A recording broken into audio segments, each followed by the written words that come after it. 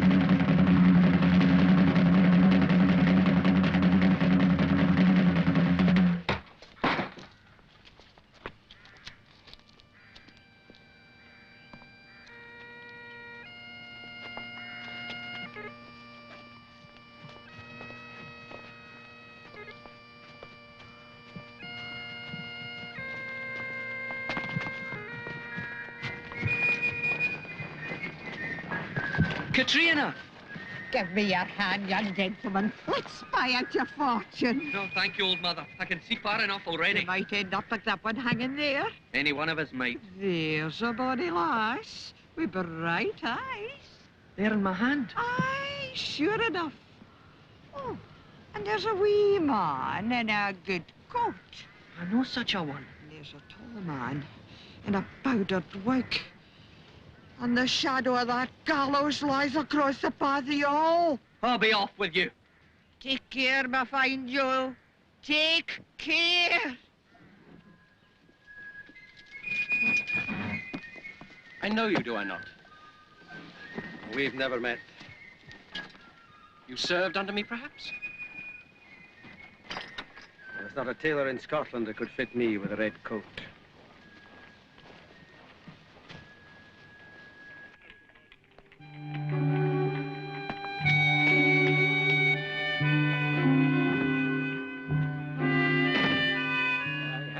Set out and agreed upon by your uncle, too. And what a great deal of huffing and delaying that was, getting your uncle to sign his name to a legally binding document.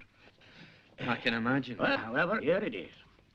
The fact that your late lamented father, Alexander, was indeed the elder of the brothers Balfour of the House of Shaws. And notwithstanding the agreement he entered into with his brother, Ebenezer, renouncing his inheritance for a so-called clear run with the lady who became your mother, you are now the legal owner.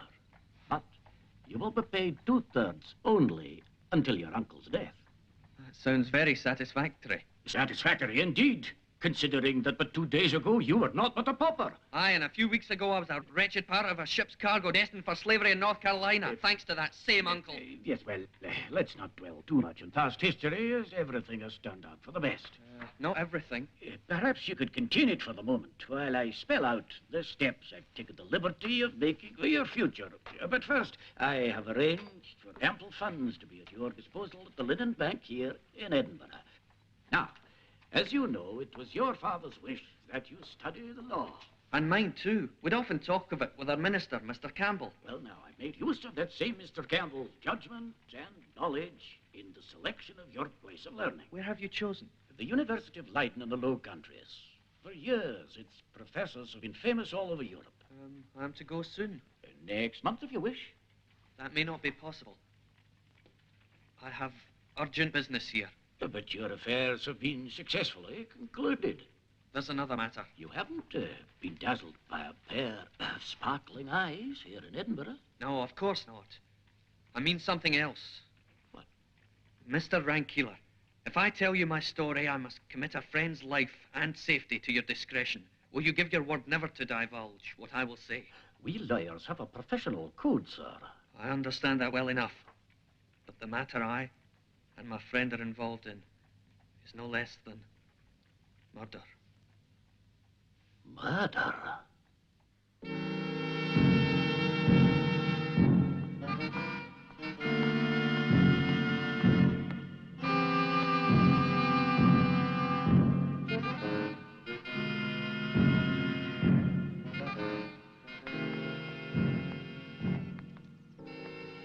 Madness. I didn't bring you through the heather to let you deliver yourself up to the enemy. King George is not my enemy. Neither are the Campbells. Put yourself in front of a Campbell judge and jury, and you'll soon see whose side they're on. It's not the Campbells, I'll be telling. It's the King's own Advocate General. Preston Grange is a devious old fox. I mean to see him. And tell him that you were standing right next to Campbell of Glenure when he was shot down. But how else do you propose to save your uncle? James is past saving. Do you think he'll hang? Senseless. If you had been at Culloden, You lost the battle. we didn't lose our cause. Stuart clansmen know only one king. Who happens to be in France? David!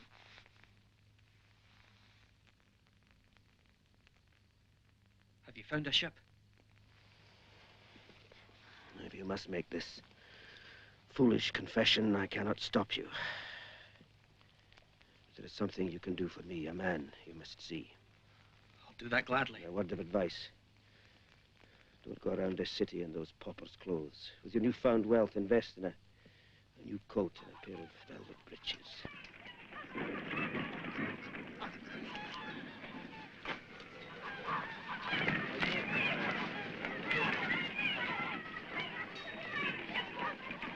Prisoner escort. Quick! March! Left, short, left, short, left, left. Sir! Sir! Your daughter, sir. Where is she? You know her? Yes, sir. Where is she? She took cold. She's away home. You, sir, stay away from a prisoner. Where are you taking him? The Lord Advocate questioning. Today the same as every day. Where else?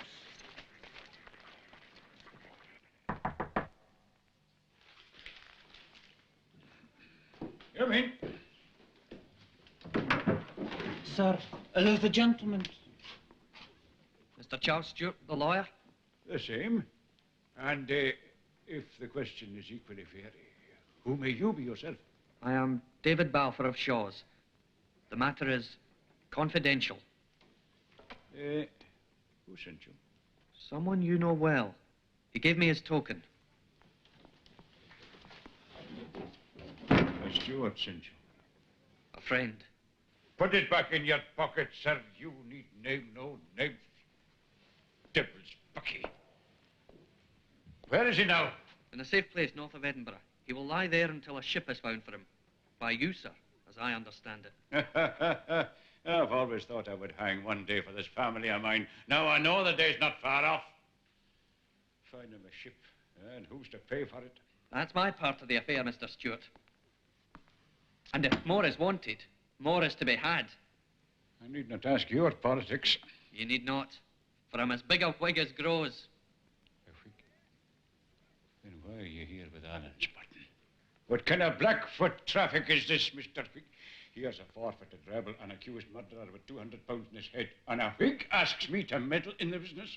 I told you, the man is my friend, and I only wish he'd been better guided. As for the murder, he's been wrongfully accused. You say so? He is innocent, and so is James of the Glens. The two will hang together. No, sir, because I was there in the valley in converse with Colin Campbell when the shot was fired. So, you are the young Lowlander they're seeking. I am. And I am innocent, too. Will you then undertake my business? I don't like it. But coming as you did with our friends Button, I've no choice. What are your instructions? Simply to use that money to convey my friend to France. I'll see what can be arranged. I can promise you nothing. And now, sir, I think you'd best be on your way, and with caution. The Lord Advocate has a great many spies abroad in the city. It matters little. I intend to call on the Lord Advocate tomorrow. Call on Lord Preston Grange? Are you mad? What for? To give myself up. Mr. Balfour, I like the look of your behavior less and less. You bring in a Stuart Button. You engage my services to carry a rebel across to France, and then you talk of going straight to the Advocate? I propose to give my evidence. For Alan's sake. You muckle ass. You'll never be allowed to speak in a court. Go near the Judge Advocate and he'll find some way to muzzle you. I'm told he's an honest man. It's not him you're up against, it's the Campbells, man. You'll have the whole Clanjamfrey of them on your back, and so will the Advocate himself. If there's no fair way to stop your gab, they'll find a foul way. They'll put you in the dock beside James of the Glens. You'll hang too. And that's your future, Toad. My father brought me up to believe in justice. Well, of course, I respect you for that. I do believe in the law, for that's my practice. But I'm Highland born, and when the clan blow their pipes, I have to dance to the tune. My life, too, would be in danger if this business between us ever came to the ears of Preston Grange. It will not. You have my word on it. Thank you. Now, if you're to help, it is best you meet my friend direct. He cannot come to you.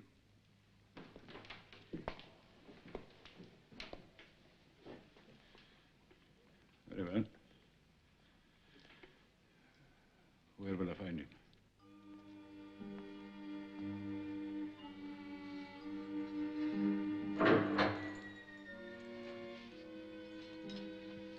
Your dinner, James Judd.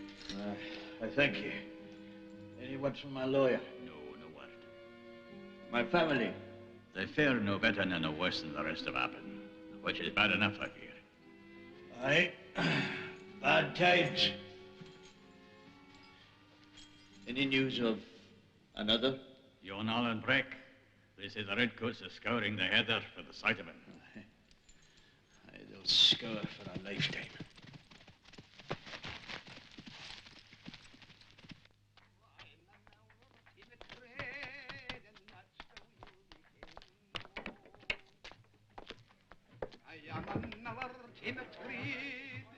And that's as will ye ken no. I am a miller in the trade. Of money and the crooked one of the... Good evening, Mr. Stewart. You chose your messenger well, but Mr. Balfour is going to do ill for himself if he persists in seeing Preston Grange. You will not be persuaded otherwise. What news do you have of ships? No, difficult. None too many captains willing to take the risk. Who will you choose, then? Well, there's Tom Staubo, and yet I'm none too sure of Tom these days. Well, my head's worth £200. We'll give Tom the go-by. We'll maybe need to use Andy Scougal in the vessel. But can you find him? I'll put my clerk to the task. Robin has smuggled out more French recruits and trafficking papists than he has hairs in his chin. I'll see to it, then. I've had enough of living rough on the hills.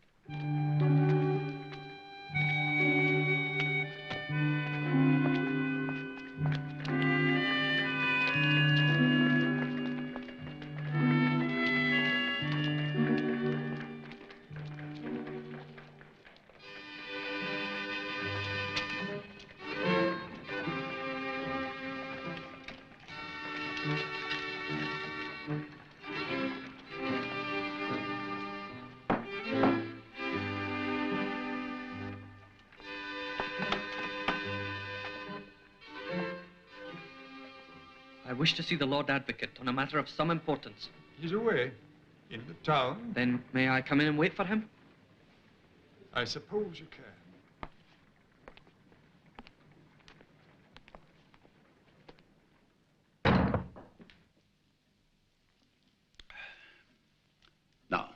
In what way can I help you? I should begin by saying, my lord, that I'm here at your express invitation. How is that? I'd never heard of you until this evening. Right. But you've been anxious to make my acquaintance and have published the fact. You speak in riddles, young man. If I were jesting, which is far from the case, I would lay claim on your lordship for £200. In what sense? The reward offered for my person. Explain yourself. The description was a tall, strong lad of about 18 in black clothes, who speaks like a lowlander. I recognize those words, Mr. Balfour. I hope you're not merely amusing yourself. No, sir. I'm extremely serious. I'm indeed the man who was speaking with Colin Campbell of Glenure when he was shot in the Valley of Appin. And I suppose since you are here, you claim to be innocent of that crime. Yes, sir. I'm a loyal subject of King George. I'm glad you say so. The way that murder was planned and committed doesn't permit any possible clemency. Blood was shed in direct opposition to His Majesty. The murderers must hang the Duke of Argyll and indeed the whole Campbell clan demand no less. But the Duke is Chief Justice. That is unfortunately true, and he is also led of the Campbells. Then anyone opposed to the Campbell faction, like James Stewart of the Glens, can hardly expect justice at his hands. I will not say that again, Mr. Balfour. I withdraw it, sir. Good. Now, what am I to do with you? And make no mistake, your fate lies with me alone. No one else. So let us conclude this interview as quickly as we can. If you satisfy me of your innocence, no one need know you are here. Sir, I came with full knowledge of the possible consequences, and I'm not afraid.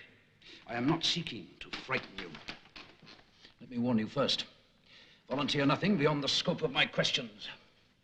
I shall try to follow that advice. You state that you were present in the wood of Lettermore at the moment of the fatal shot. Was this by accident? Yes, by accident. Why were you speaking to Colin Campbell? I was inquiring my way to Aucharn. Aucharn?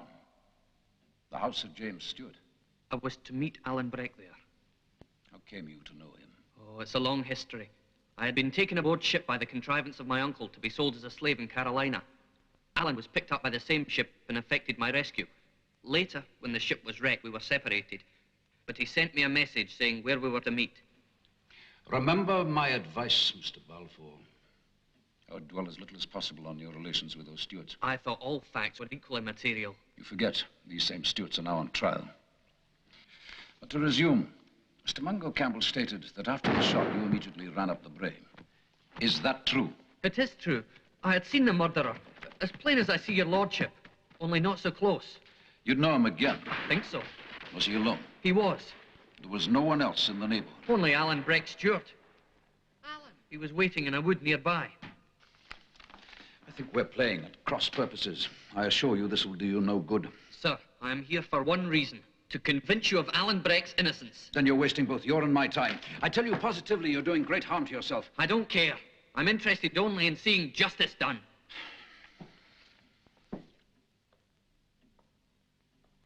I see I must deal with you more confidentially. This is a political case. I need hardly tell you that we approach such a case quite differently from a simple crime. You say Alan Breck is innocent. If we once admit that, it will destroy our presumption of guilt against his uncle, James Stewart of the Glens, a man grown old in treason. Already twice in arms against King George and twice forgiven. A fomenter of discontent. And whoever may have fired that shot, the true author of this wicked murder. I can only say plainly that I know both he and Alan are innocent, and I'm prepared to repeat it in open court. You will not, Mr. Balfour. I desire you to withhold your testimony. To suppress evidence? You, the head of justice in this country, are suggesting I commit the crime of perjury? I am nursing the true interests of this country. In this matter, I regard my political duty first and my judicial duty second. For that reason, I do not want your evidence. Suppose I offer it to the defense? You'll do no such thing.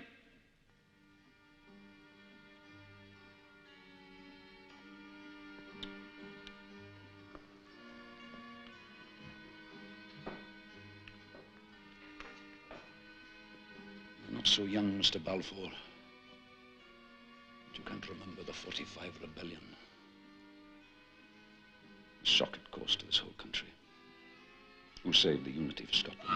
Not Cumberland and his redcoat soldiers alone. It was the Duke of Argyll and the great clan of Campbell, the Duke and I are Highlanders. But we are civilized. The great mass of the clans are simply barbarians. Now be you the judge. The Campbells expect vengeance. If this man James Stewart escapes, there'll be trouble with the Campbells. More fighting in the Highlands. Are you prepared to plunge your country and thousands of innocent men and women into war, all for one miserable life? James Stewart, whose life is forfeit on half a dozen other different counts, if not on this. This is the consideration that weighs with me, and I hope weighs no less with you as a lover of your country, good government, and religious truth. You have dealt with me very frankly, and I thank you for it. I will try to be as honest. I recognize the deep duties which lie upon your lordship, bound under the oaths of your high office. I'm just a plain man, scarcely even a man. I can think of but two things: a man in danger of a shameful death, and the tears of his wife still ringing in my head. I cannot see beyond, my lord. If the country has to fall, it has to fall, but I must speak out. You're making an unnecessary difficulty. I've no choice. I could dispatch you to jail now. I've slept in worse places, my lord. One thing appears very plain, sir. I may rely on your pledged word.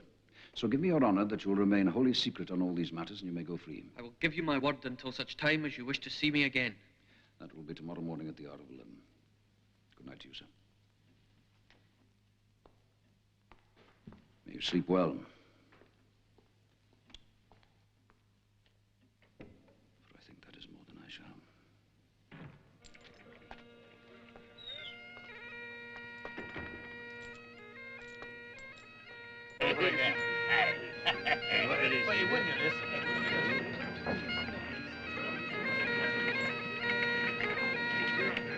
So, James Stewart at the glance. You expressly wished to see me. I did, Argyll, and I'm grateful to you. So you ought to be. It is no more than granting the request of a dying man.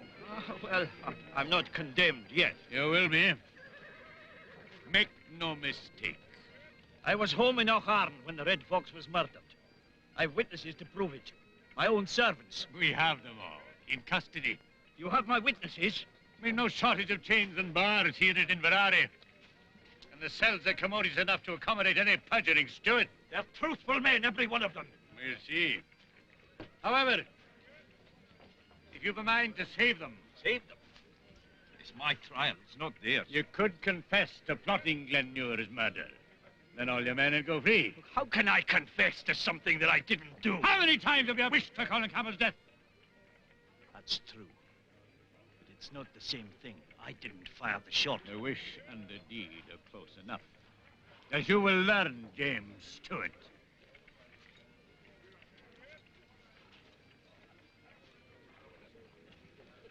Reflect a while on this. A free confession, and all your men are released. Then, a plea for clemency in the right ear, and you might end your days peacefully in the colonies. No, Argyll, I'll prove my own innocence in the open. All I want from you is just a fair trial. No more, no less. Oh, it'll be fair. My reputation as Lord Chief Justice will stand on it. And your reputation as a Campbell will lie just the same. This interview is over.